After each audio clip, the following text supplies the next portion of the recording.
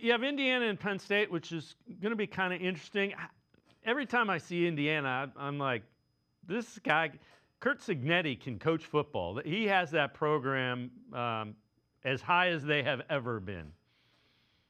They're outstanding, and they don't let off the gas. I mean, this was obviously coming into the year supposed to be a lot bigger game, and you've got the troubles that have happened at Penn State, firing James Franklin, Drew Aller getting hurt, the offense really kind of shutting down. So I think the problem for Penn State here is it's going to be that they're a very one-dimensional offense right now. The quarterback situation is not good. They've thrown for 150 yards or less in 4 of the last 5 games. They just don't have a passing game, and I could argue for all the great things Indiana has, I could argue that their run defense is the best part of their entire team. So that's a big issue for Penn State. I do think it's a fun test for Fernando Mendoza, who a lot of draft scouts have an eye on, going against a talented Penn State defense, but I'm expecting Indiana to roll also. How impressed is that Indiana?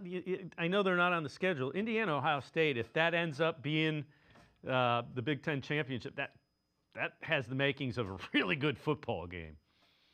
Absolutely. And the big thing to me, again, I know the quarterbacks are going to be in the spotlight, obviously, with Sayan and Mendoza. And at that point, they may be 1-2 in the Heisman race, and that game could decide that. But you're looking at 2 incredible defenses, maybe the 2 best defenses in the entire country right now. I think that you'll get a slugfest. I think a lot of people are going to talk about the offensive weapons and quarterbacks and receivers, but you're going to get a classic Big Ten slugfest with 2 really good defenses going at it in that game, if and when we get there. All right. Before I let you go, what are the games you're paying attention to? We've hit on 2 of them in the Big Ten. What else has your attention?